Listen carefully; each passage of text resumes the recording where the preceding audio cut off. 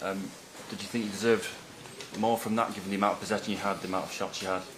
I think that is clear, but we create some chances, but we could create it more with the possession that we had. We reached the final third a lot of times, but we need to be better in that final third, because that is really important to score goals, and we have a lack of goals. We start the game suffering a goal and put Nottingham in the place that they want to be, like defending with a lot of men. Then they have really fast players to make transitions. Even that we control quite well, especially in the second half. We push forward, but again, in the final third we were not good enough. It was a fantastic goal, Ruben, but was it a goal that could have been stopped? Sorry? So it was a fantastic goal that he scored, but was it a goal that could have been stopped more easily? That is clear. When you have a corner, you have men to block transitions. We have all the pitch. You can make a foul. So yeah, I think if you look at the game and if you are the coach, you have to do better. Harry Maguire up top, unconventional perhaps way to try and score a goal, but he did get one of the best chances. What did you make of that situation? Were you at all hesitant to do that kind of thing? In the end of the game, when the opponent is just protecting the box, if you look at the centre defenders of Nottingham, they are really comfortable there. And then with a line of 6, not 5, line of 6, we can reach the final third, but then we have to put the ball inside the box, because it's hard to make combinations to get inside the box to score goals. Harry Maguire, when he's attacking in set pieces, is maybe the best player in our team.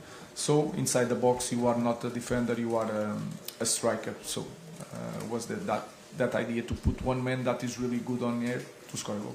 Just one on Alejandro, if I may. He had 6 shots tonight, quite a few off target. You shifted him, I think, at half time to the left hand side. What did you make of his performance overall? He's making everything. He's trying. Sometimes you have one day that you are doing the right things, but in the final third we were not that good. That can happen. I was going to ask about Alejandro as well. I mean, I know you need these chances, but do you think he's perhaps trying to play himself into form, doing too much? Because at certain times when teammates are available, it doesn't seem the best option he's shooting. That can happen in the game. The most important thing again for me is that when he needs to run back, he's running back. Of course, we want a player that has 1 against 1. Sometimes he's trying too much. He has Dorgu to make a movement, but I think he wants to help the team in doing his best. Sometimes he doesn't make the best choice, but that you can point to any player today. When Harry came on, in fairness to him, he did have 2 good chances. Is that a concern that defender comes on, gets 2 chances, and then there are 2 strikers who the club invests more than £100 million in who didn't really have many chances? No, it depends on the characteristics. Again, Nottingham was playing with a line of 6, and then it's a matter also the size and the way you have the ability to head a ball. So I don't see it that way. That can happen with any team with the best strikers in the world. The defenders sometimes are the best ones to attack a ball inside the box. So Harry was really good on that. I know this was before your time, but Alanga was obviously a United Academy boy.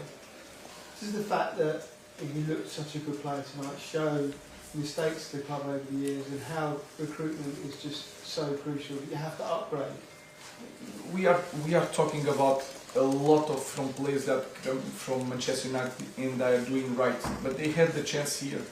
In Manchester United, you don't have the time. I'm saying all the time, I will not have the time. We have to get it right fast. So we are talking about, but you are not talking about players that didn't play for Manchester United. They were here playing for Manchester United. In here, the pressure is too big sometimes, and sometimes you don't have time, and you should have time for these kids to develop.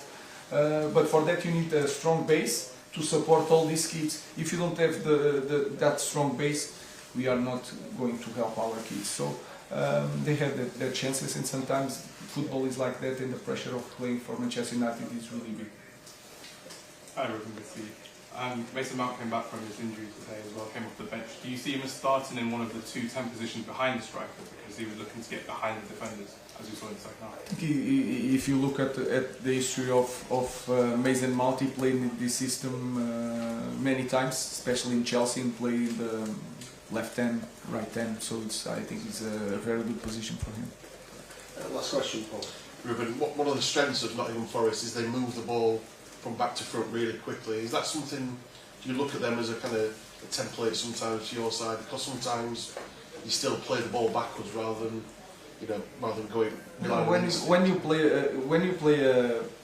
play a team that is really good on transition, if you transform the game like this, you don't push the defenders to get near. If you lose the ball, we are near. If you play with a big pitch, it's harder to block transitions. Sometimes you have to start the play again, bring the ball, and when everybody is close, give some speed to the ball. So sometimes you have to take time to control the game, to dominate the game. And today, I think I'm always honest when I say our team didn't create chances. Today we create chances, and I think we had lack of quality in the final third. So if we have the quality, imagine the chances that we supposed to be. So the game is like that. If they are good in transitions, you have to push forward first, make push them to a low block to control transitions, and we did that quite well today. Sir Jim Ratcliffe has warned that he would walk away from Manchester United if he got as much abuse from fans as the Glazer family. Ratcliffe, who also said he would quit if he failed to turn United's fortunes around, has come under fire from supporters over his running of the club and the prospect of further ticket price rises. The 72-year-old Ineos billionaire was confronted by angry United fans at Fulham in January and admits he would sell up if it got so bad that he needed personal security or had to stay away from Old Trafford like the Glazers. "It can be unpleasant," said Ratcliffe.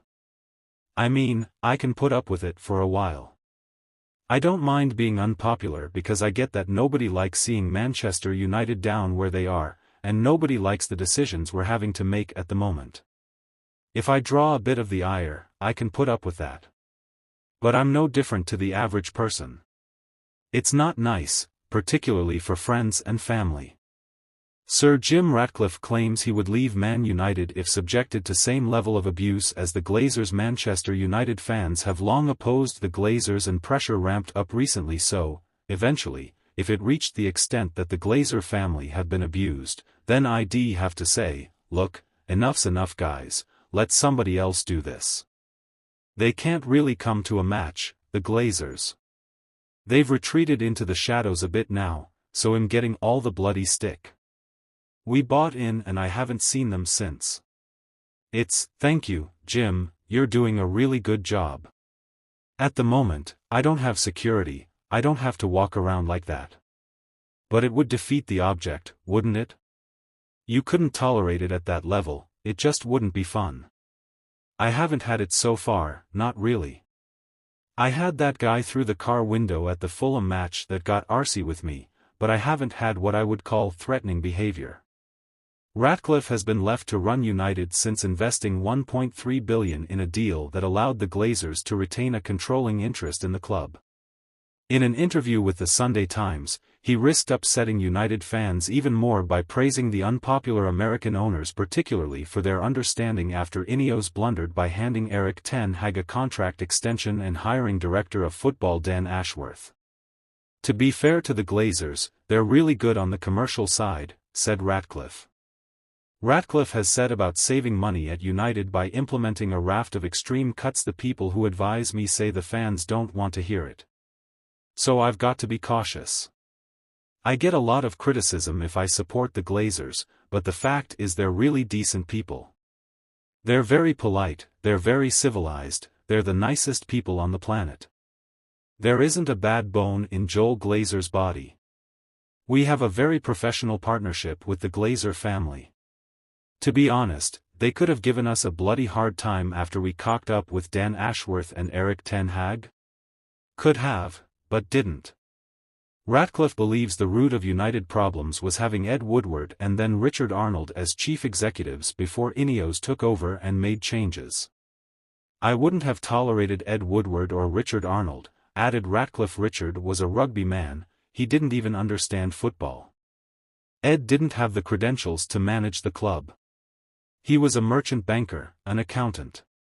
The way I look at it is that you had two management teams at Manchester United for the past 12 years who did a poor job. They've made a lot of very poor decisions over 12 years, stupid things. They made a complete cock-up of it, shocking really. To be honest with you, if I fail, I'll step down. But I don't think I'll fail. As soon as we start playing good football and start winning, it will change.